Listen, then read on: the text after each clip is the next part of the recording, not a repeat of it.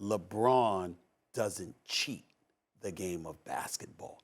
Now, indirectly, he may have affected it negatively because when you see everybody trying to assemble a big three, even though he wasn't the first, Ray Allen, Paul Pierce, KG, and all of that stuff, the bottom line is people followed that, but they didn't follow the level of professionalism that he puts forth and the level of commitment. They tried to imitate what he did, but they didn't bring the professionalism with them.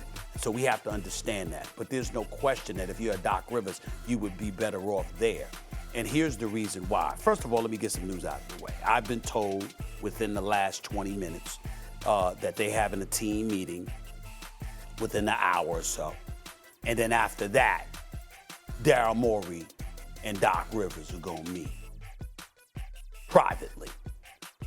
I'm also being told that Doc Rivers will survive, that he'll last in Philadelphia. What you saw in Philly, let me take some umbrage with what Doc said.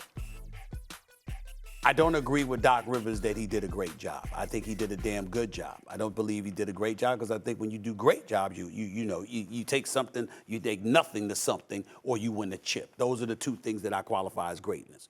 That's not the case here, but he did do a damn good job. And let me caution everybody that's watching Doc Rivers speak to those reporters now. That Doc Rivers is a guy that has been going through it the last few months because he's heard all these D'Antoni rumors. And Doc Rivers has been around. He's been a coach in the NBA for 23 years. He knows what handwriting is on the wall, meaning that you got people out there bringing up D'Antoni or questioning this or that about Doc Rivers in the months leading up to these playoffs because the stage was being set for him to be railroaded. So Doc Rivers smelled the rat. And obviously, people use the media to do that. The media ain't making up the stories, but the media has their own different sources. And so those sources make sure that information is leaked out. And as a result, Doc Rivers has to be subjected to that constant inquiry that takes place because the coach talks to the media after every practice and they talk to the media after every game.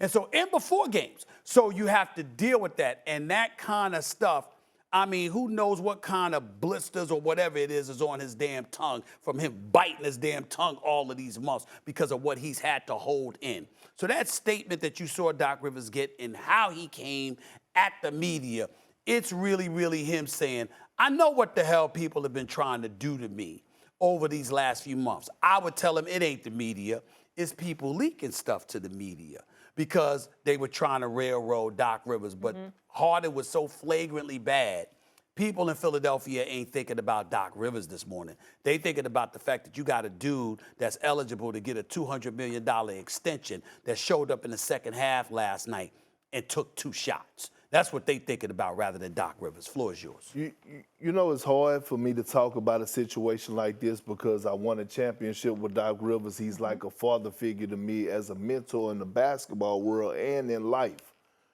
But I have a problem with when I think about Doc Rivers and the situations that he's been in since he's left the Boston Celtics. Trust and loyalty. Think about this for a second. He was with the Clippers. He hired Lawrence Frank. Lawrence Frank backstabbed him to get up in the front office job, whatever the case may be. All of a sudden got that role. And then all of a sudden he let Kawhi Leonard and Paul George do whatever the hell they wanted to do. And then right after that, when Paul George had his mental health issues down in the bubble and Doc Rivers was there for him every step of the way, guess what? He went behind his back and he got Doc Rivers fired. Okay, and then all of a sudden you look at when he come to Philly, right? You look at when he come to Philly, and I'm looking at this situation in particular, and I'm saying to myself, well, damn, Daryl Morey and Doc Rivers have a little history, you know, from being in Boston. Daryl Morey was there when we was there, you know, when he was first starting off under Danny Ainge. And now all of a sudden it's trust and loyalty again. So if I'm Doc Rivers, I'm getting the hell out. I'm getting the hell out. I don't even want this job. The fact that they're having a team meeting really about whether or not they should keep Doc Rivers. I didn't say that's what the team meeting was about. No. But I'm speculating. Okay, I got you. Okay, because usually when it happens like that, first of all, the only person that they really should be talking to is Joel Embiid, whether or not if they want to keep Doc Rivers.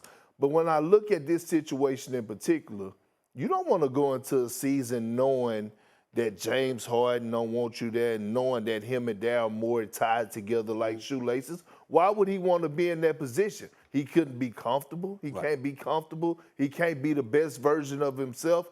I would like Doc Rivers to go somewhere like the Lakers where he could be the best version of himself. Now, look, the Lakers organizations ain't just peaches and cream now. I get all that. But they respect Doc Rivers. Yes. LeBron James is going to respect Doc Rivers. Anthony Davis is going to respect Doc Rivers. So when I come to it, when I look at it, Doc Rivers has been one of the most loyal, trustworthy guys around, and he keeps getting backstabbed. Right. Well, let me say this to you. Number one, Doc Rivers is going to coach. You ain't going to tell Doc Rivers he can't bench somebody, he got to play somebody. Don't hire him because you ain't doing that to Doc Rivers. That's number one. Thanks for watching ESPN on YouTube. For live streaming, sports, and premium content, subscribe to ESPN+.